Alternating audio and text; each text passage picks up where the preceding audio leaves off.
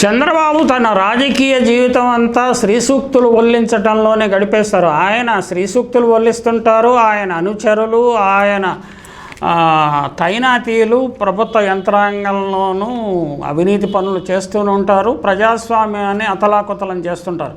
ఎన్నికలకు ముందు, ఎన్నికల సమయంలోనూ, పోలింగ్ జరిగిన తరువాత, కౌంటింగ్ రోజున, తరువాత కూడా తెలుగుదేశం కార్యకర్తలు, ముఖ్యంగా కూటమిలోని తెలుగుదేశం కార్యకర్తలు చేస్తున్న అరాచకాలను ఆయన ఖండించకుండా, ఖచ్చితంగా నిలుపుదల చేయకుండా, అధికారంలోకి వచ్చి మేము 10 రోజులు అయ్యింది, అధికారంలోకి వచ్చి మేము ప్రమాణ స్వీకారం చేసి కొన్ని రోజులు అయ్యింది, దీనికి మేము బాధ్యత ఎలా వహిస్తామంటే, కనీసం అంటే తన కార్యకర్తలను అదుపు చేసే సత్తా చంద్రబాబు నాయుడుకు లేదనుకోవాలా, లేకపోతే ఆయనకు ఆ కోరిక లేదనుకోవాలా. ఆయన ఖచ్చితంగా కావాలనే ప్రత్యర్థులను టెర్రరైజ్ చేసి, ముఖ్యంగా వైసీపీ నాయకులను, కార్యకర్తలను, సోషల్ మీడియాలో వారిని టెర్రరైజ్ చేసే ప్రయత్నంలో వ్యూహాత్మకంగా ఇది చేశారు. అంటే ఇటలీలో ముస్సోలిని అనుచరులు, జర్మనీలో హిట్లర్ అనుచరులు చేసిన పద్ధతులని వాళ్ళు ప్రత్యర్థులను టెర్రరైజ్ చేయడం. అంటే అక్కడ రెడ్ షర్ట్స్, బ్లాక్ షర్ట్స్ అలా ఉండేవాళ్ళు, ఇక్కడేమో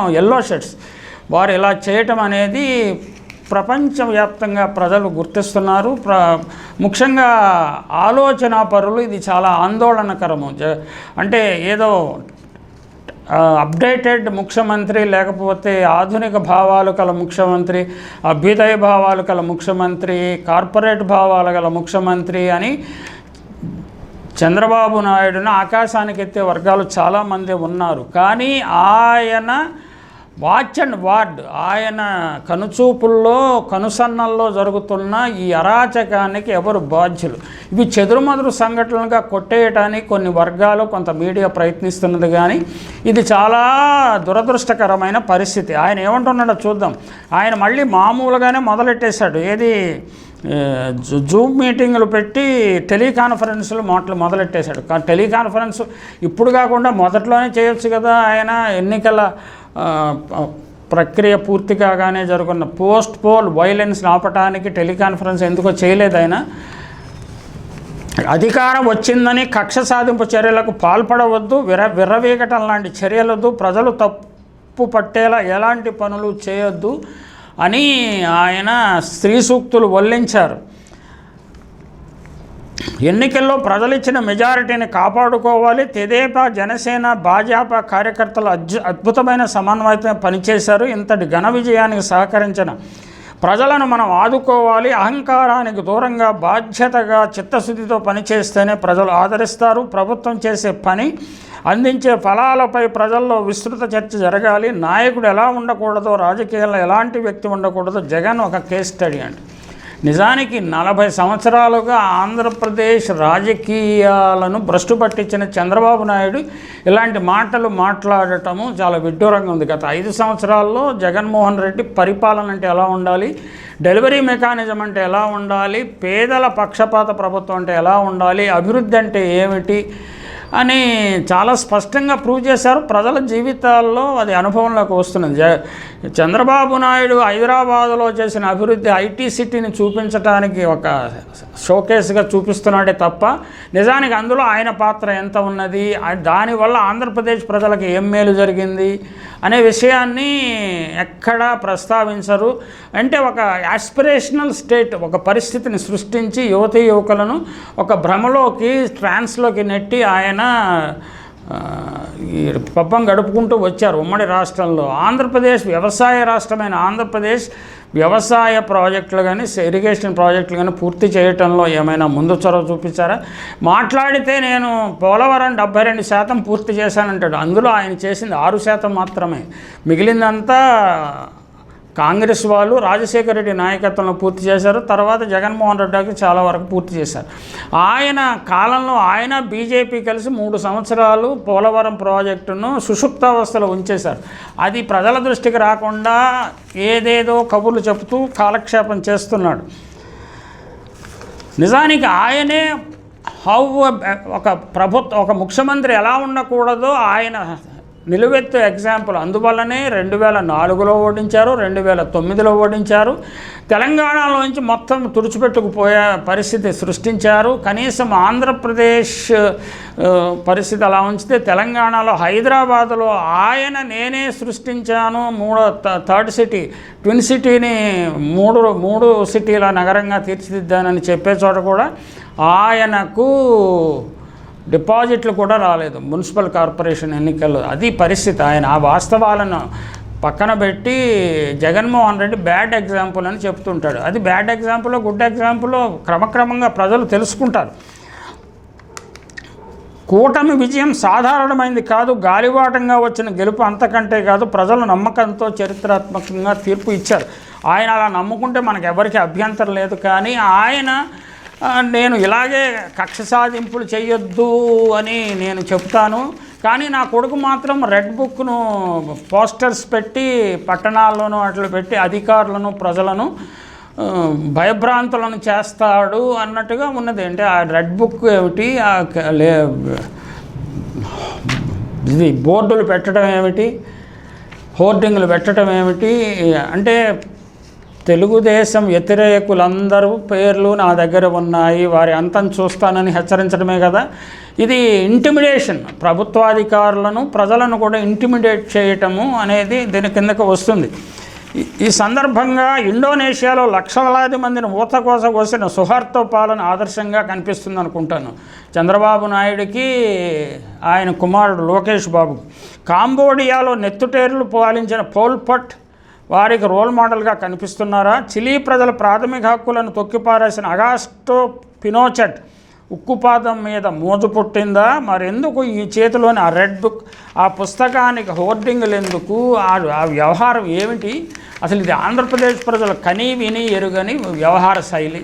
ఇది ఇలా జరిగితే దానికి ప్రతిగా, దానికి కౌంటర్గా ప్రజలు ర్యాలీ అవ్వరని మీరు అనుకుంటున్నారా? ఆంధ్రప్రదేశ్ ప్రజలను తక్కువ అంచనా వేస్తే చాలా పొరపాటు పడుతున్నారు చంద్రబాబు, లోకేష్ బాబు. బీజేపీ నాయకత్వంలో ఎన్డీఏతో షరీకైన దగ్గర నుంచి తెలుగుదేశం శ్రేణులు చెలరేగిపోతున్న విషయాన్ని రాష్ట్ర ప్రజలు గమనించారు. ఎన్డీఏ విధేయ ఎన్నికల సంఘం ఆసరాతో పాలనా యంత్రాంగంపై పట్టు బిగించిన ఆ పార్టీ శ్రేణులు యథేచ్ఛగా ప్రవర్తిస్తున్న తీరు కూడా తేటతెల్లమవుతుంది. అంటే మనం ఎన్ని గంతులు వేసినా, ఎన్ని వేషాలు వేసినా కేంద్ర ప్రభుత్వం ఏమీ చేయదు. కేంద్రంలో ఉండే ప్రభుత్వము చంద్రబాబు దయాదాక్షిణ్యాల మీద, తెలుగుదేశం దయాదాక్షిణ్యాల మీద ఉంది కాబట్టి మనకు అద్దు ఆపు లేదు అని ఒక ఆలోచనలోకి తెలుగుదేశం కార్యకర్తలు వచ్చినట్టున్నది. ఈ దేశంలో ఇంకా వ్యవస్థలు కొన ఊపిరితోనైనా ఇంకా బతికేను అనేది న్యాయ వ్యవస్థ ఉన్నది, సుప్రీంకోర్టు ఉన్నది. చాలా పురోగామి ఆలోచనాధార ఉన్న సుప్రీంకోర్టు ప్రధాన న్యాయమూర్తి ఉన్నారు. గతంలో ప్రధాన న్యాయమూర్తులు వంటి వారు కాదు, వారు ప్రధాన న్యాయమూర్తి హోదాలో రిటైర్ అయిన వ్యక్తి. చంద్రబాబు ప్రమాణ స్వీకార సమయంలో చేసిన హడావిడి చూస్తుంటే న్యాయ వ్యవస్థలో ఉండే వ్యక్తులు ఇలా చేయవచ్చా లేదా అనే చర్చ ప్రారంభమైంది. కానీ చంద్రచూడ్ అలాంటి ప్రధాన న్యాయమూర్తి కాదు. అవసరమైతే ఎవరినైనా షాక్ గురి చేసే తీర్పులు చెప్పగల వ్యక్తి. అంటే మేనేజ్ అండ్ మ్యానిపులేట్కి లొంగే వ్యక్తి కాదు. ఆ విషయాన్ని గుర్తుంచుకోవాల్సిన అవసరం ఉన్నది. ఆంధ్రప్రదేశ్లో పోలింగ్కు ముందు 3 దశల ఎన్నికలు దేశవ్యాప్తంగా జరిగాయి. అప్పటికే ఉత్తరప్రదేశ్, మహారాష్ట్ర వంటి అతిపెద్ద రాష్ట్రాల ప్రజానాడి కూటమి పెద్దలకు అర్థమైపోయింది. రాజస్థాన్, గుజరాత్, మధ్యప్రదేశ్, ఛత్తీస్గఢ్ వంటి బలమైన బీజేపీ స్థావరాల్లో దాదాపు పోలింగ్ గట్ట పూర్తయింది. అయినా కనాకష్టంగానే ఎన్డీఏకి హాఫ్ మార్కులు దాటగలుగుతున్నది నేతలకు అర్థమైంది. అంటే తమకు మెజారిటీ రావటం లేదు అని ఒక దుడుకు పట్టుకుని వారు ఆంధ్రప్రదేశ్లో యథేచ్ఛగా పోలింగ్ జరగటానికి, విశృంఖలత్వంగా పోలింగ్ జరగటానికి, రిగ్గింగ్ జరగటానికి అవకాశం కల్పించారు.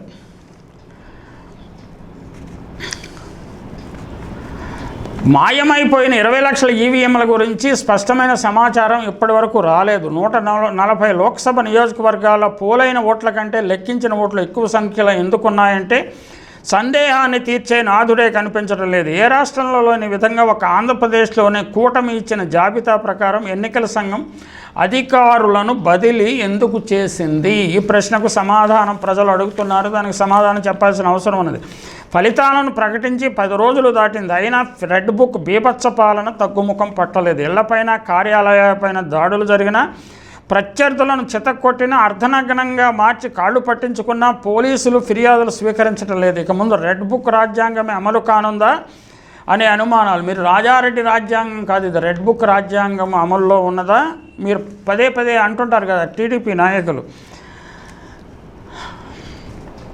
రెడ్ బుక్ రాజ్యాంగమే అమలు కానుందా అనే అనుమానాలు సాక్షాత్తు ఉన్నత స్థాయి వారే ఊతమిస్తున్నారు. 1970 దశకం నాటి బెంగాల్ రాజకీయ పరిణామాలను ఆంధ్రప్రదేశ్ రాజకీయ పరిణామాలు గుర్తుకు చేస్తున్నాయి. బెంగాల్లో ఎమర్జెన్సీ కాలంలో సిద్ధార్థ శంకర్ రే, ఇందిరాగాంధీ కలిసి అక్కడ జ్యోతి బసువే ఓడిపోయినట్టుగా ప్రకటించి ఎన్నికలను విశృంఖలంగా ఏ విధంగా నిర్వహించకూడదో ఆ విధంగా నిర్వహించారు. కేవలం 14 మంది మాత్రమే సిపిఎం నుంచి గెలిచినట్టు లెక్క తేల్చారు. దీంతో 5 ఏళ్లుగా పార్టీ అసెంబ్లీని బహిష్కరించింది. మరి ఆంధ్రప్రదేశ్లో ముఖ్యమంత్రి జగన్మోహన్ రెడ్డి ఏ నిర్ణయం తీసుకుంటారో, మాజీ ముఖ్యమంత్రి ఏ నిర్ణయం తీసుకుంటారో తెలుసుకోవాల్సి ఉంది. అంటే ఈ అధర్మంగా ఏర్పడిన శాసనసభ అని ప్రజల్లో అభిప్రాయం ఉన్నది. టీడీపీ వారు ఏం భావించినా వైసీపీ శ్రేణుల్లో కూడా ఇదే భావన ఉన్నది. అందువల్ల ఈ శాసనసభకు వెళ్ళాలా లేదా అనే విషయాన్ని వైసీపీ నాయకులు లోతుగా ఆలోచించి నిర్ణయం తీసుకోవాల్సిన సమయం వచ్చినది. అంటే చంద్రబాబు నాయుడు స్త్రీ సూక్తులు వల్లించినంత మాత్రాన ఆయన పార్టీ కార్యకర్తలు వినటం లేదు. ఇప్పుడు ఆయన పార్టీ కార్యకర్తలు ముఖ్యంగా పార్టీ మూకలు అందామా, కూటమి మూకలు అందామా, వారు చంద్రబాబు మాట కంటే లోకేష్ మాట ఎక్కువ వింటున్నారా అనే అనుమానాలు కూడా వస్తాయి. అలాగే లేకపోతే కూటమి నాయకులు ఇంకా కూటమిలో కూడా ఉన్నారు, అరాచక శక్తులు చాలా ఉన్నాయి, అరాచక శక్తుల మాట వింటున్నారా అన్న అనుమానాలు ప్రజల్లో వ్యక్తమవుతున్నాయి. హింసాకాండతో భయోత్పాదాలు సృష్టించడం ద్వారా ప్రత్యర్థులను కట్టడి చేయవచ్చనే పాలకులు ఇటువంటి అనుభవాల నుంచి పాఠాలు నేర్చుకోవటం అవసరం. కానీ అటువంటి లక్షణాలైతే ఈ 10 రోజుల్లో కనిపించలేదు. దేశంలోనే సీనియర్ రాజకీయవేత్తల్లో ఒకరైన చంద్రబాబు స్త్రీ సూక్తులను వల్లించి కార్యాచరణ చేపట్టడం మంచిది. ఆయన స్త్రీ సూక్తులు చాలా చక్కగా వర్ణిస్తారు, కానీ అమలులో మాత్రము అది చాలా తక్కువగా ఉంటుంది.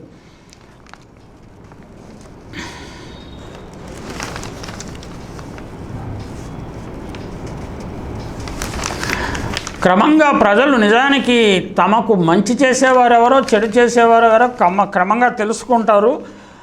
అన్ని కులాలు మతాల్లోని ప్రజలంతా తాము పోగొట్టుకున్నది ఏమిటో తప్పకుండా గ్రహిస్తారు. ఆ గ్రహింపే సాధికారతను కోరుకునే ప్రజలందరినీ ఏకం చేస్తుంది. సిద్ధాంత రీత్యా విధానాల రీత్యా చంద్రబాబు ప్రభుత్వం ప్రజా సాధికారికతకు వ్యతిరేకం. ఆయన ఏంటంటే అధికారాన్ని సెంట్రలైజ్ చేసే లక్షణాలు బాగా ఎక్కువ ఉన్నాయి. కనుక సాధికారత శక్తులు బలపడకుండా అది బలప్రయోగానికి దిగుతూనే ఉంటుంది, రెడ్ బుక్తో బెదిరిస్తూనే ఉంటుంది. కానీ అణచివేతలు, భయోత్పాతాలు, అంతిమ విజయాలు సాధించిన దాఖలాలు లేవు.